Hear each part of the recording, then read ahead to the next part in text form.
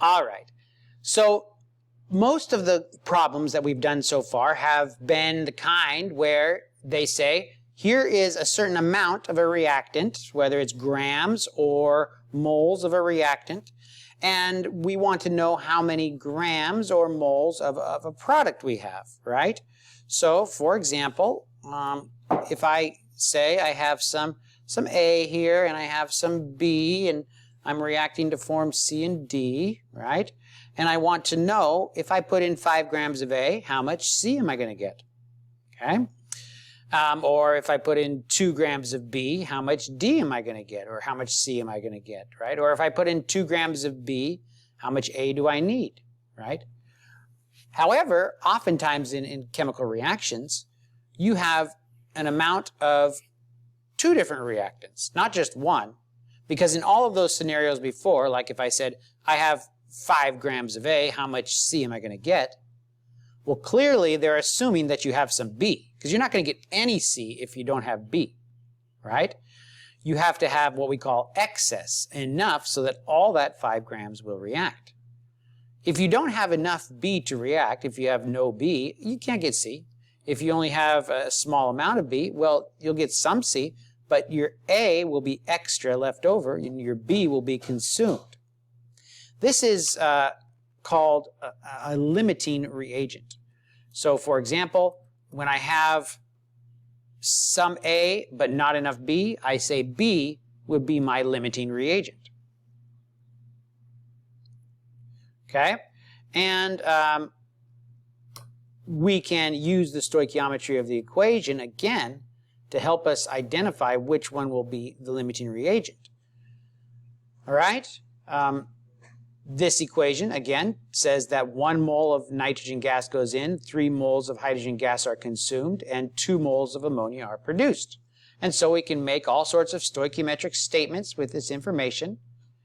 But if I say I have, for example, 1 mole of nitrogen gas and 1 mole of hydrogen gas, how many moles of ammonia am I going to get?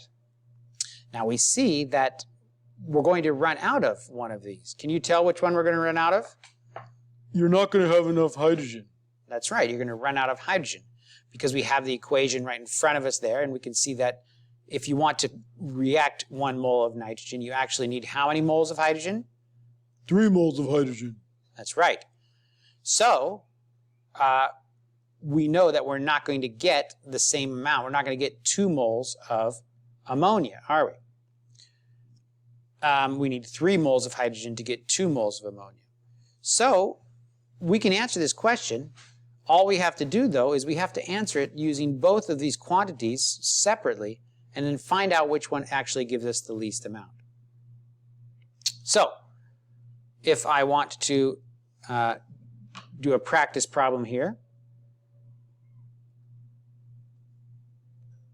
here's an example. 1 gram of calcium hydroxide mixed with 1 gram of HCl.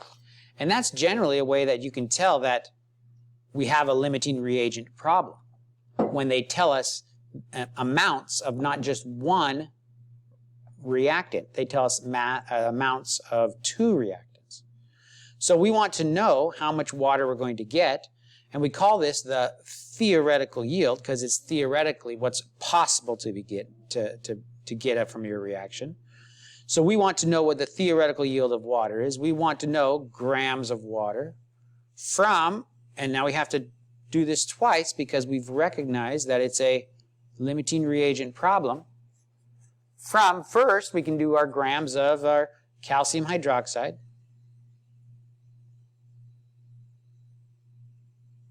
All right, 1 gram goes in there. And our second one here we'll do 1 gram of HCl. And I can go from grams of calcium hydroxide to moles of calcium hydroxide. And then moles of calcium hydroxide to moles, moles of water. And then moles of water to grams of water. All right. Now, do you know how many grams of calcium hydroxide there are per mole of calcium hydroxide? Yeah, it says down there on the bottom of the slide, 74.1. Okay, good. 74.1 grams for every mole. How about this? What's the molar ratio of calcium hydroxide to HCl?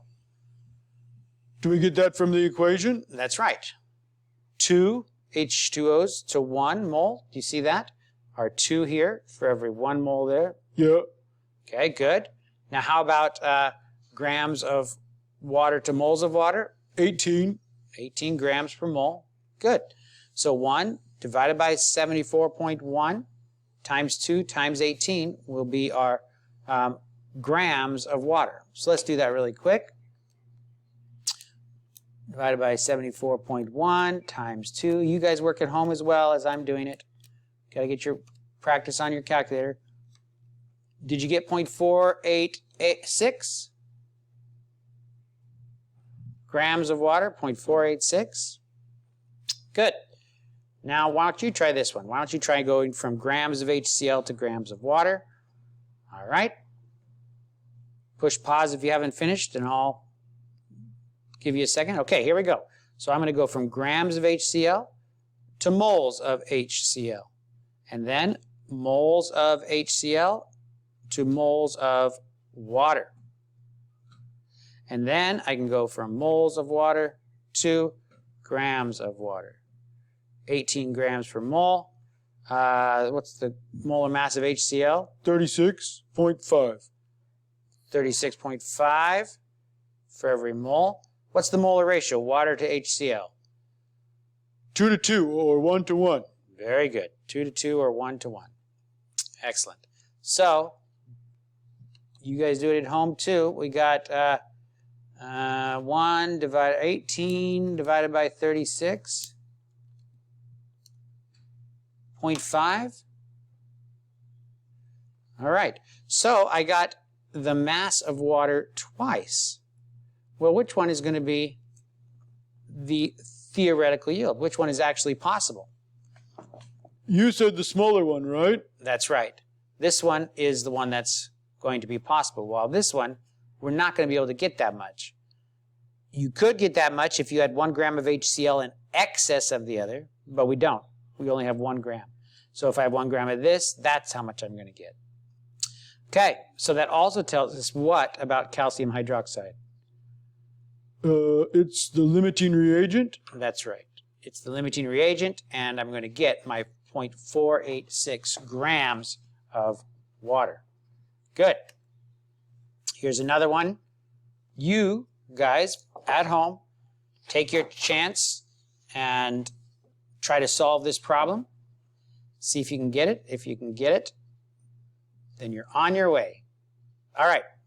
Push pause. Okay, so what do we want to have at to the right of our equal sign here? We're looking for grams of NO. Okay, grams of NO. Now, why did I write it down twice? Because this is a limiting reagent problem. How did you know it was a limiting reagent problem? Because we're working on limiting reagent problems. Ah, that's good also, but there's another way we can tell. Oh, because they told us about the mass of 2 different reactants, the NH3 and the O2. Very good. So if I start with 30 grams of ammonia, NH3, and here I'm starting with my 40 grams of oxygen. Again, push pause at any point where I give you a good enough hint that you can work on it moving forward, because you want to try to get all the practice you can. But if I go from grams of ammonia to moles of ammonia, then I can go from moles of ammonia, NH3, to moles of NO. And then I can go from moles of NO to grams of NO. Want to help me fill these in? Ammonia, that's 18. Or 17. 17. Yeah, 17. What's the molar ratio? That's the equation? Yeah. Moles of NO on top. It's 4 to 4, so just 1 to 1. Very good. How about grams of NO per mole? 30.0. Very good. Excellent. This one here, grams of oxygen gas. to moles of oxygen gas. Oxygen is 16. 16 down here? Yeah. No, it's O2. Oh, yeah. 32. 32 grams for every mole. And then I go moles of oxygen gas to moles of what? NO. Okay, good. And then I go moles of NO, 2 grams of NO. I know this. I see it up there, 30. I'm just going to write that down. What's the molar ratio here? 5 oxygens for 4 NOs. So 4 to 5. Very good. 4 to 5. All right. So, follow both of those. We get point. Whoops. They didn't go to grams. I'm going to go to grams. Okay, so 30 divided by 17 times 30. Oh, that was nice. Just, what? Oh, yeah. 52.9 grams of NO. And the other one, 40 divided by 32 times 4 divided by 5 times 30. 30 grams of NO. Okay, so what does that mean? That means that your oxygen is your limiting reagent and you're only going to have 30 grams. Very good. So why can't this happen? Oh, I don't know. Well, see, 30 grams of NH3 said it would give us more than we have oxygen to get. So that's because it won't happen because we run out of oxygen. Oh, okay, yeah. It's the limiting reagent. That's right. Very good.